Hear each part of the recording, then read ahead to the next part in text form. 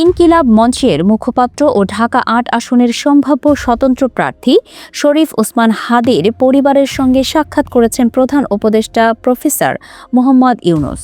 শনিবার সকালে রাষ্ট্রীয় অতিথি ভবন যমুনায় ওসমান হাদীর ভাই আবু বকর সিদ্দিক, বোন মাসুমা এবং ইনকিলাব মঞ্চের ৩ নেতা আবদুল্লাহ আল জাবের, ফাতিমা তাসনিম জুমা ও মোহাম্মদ বুরহান উদ্দিন প্রধান উপদেষ্টার সঙ্গে সাক্ষাৎ করেছেন।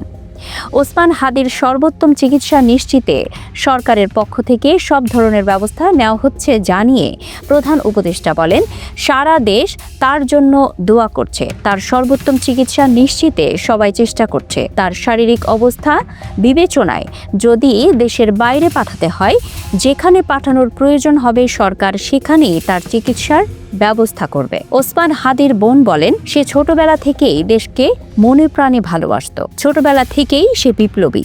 বিদ্রোহী কবিতা তার প্রিয়। সে বিদ্রোহী কবিতা আবৃত্তি করতে ভালোবাসত। তার একটি 10 মাসের সন্তান আছে। হাদী আমাদের মেরুদণ্ড। ওর অনেক কাজ।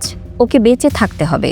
আপনারা বিপ্লবী সরকার যে করেই হোক জুলাই বিপ্লবীদের বাঁচিয়ে রাখতে হবে। তা না হলে এদের স্বাধীনতা, সার্বভৌমত্ব হুমকিতে পড়বে বলেন তিনি। অপরাধীকে দ্রুততম সময়ের মধ্যে গ্রেপ্তারের দাবি জানিয়ে ইনকিলাব মঞ্চের নেতা জাবের বলেন, 5ই আগস্টের পর অনেকেই বাসায় ফিরে গিয়েছিল। ওসমান হাদী বাসায় ফিরে যায়নি। সে জুলাই বিপ্লবকে ধারণ করত এবং জুলাই বিপ্লবের জন্য দিনরাত কাজ করত।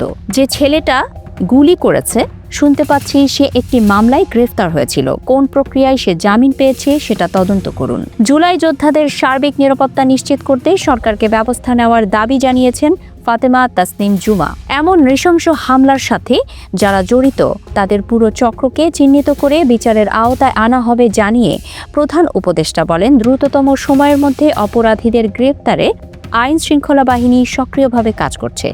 এই ঘটনার আদ্যোপান্ত বিশ্লেষণ করে পূর্ণাঙ্গ তদন্তের জন্য ইতোমধ্যেই নির্দেশ দেওয়া হয়েছে।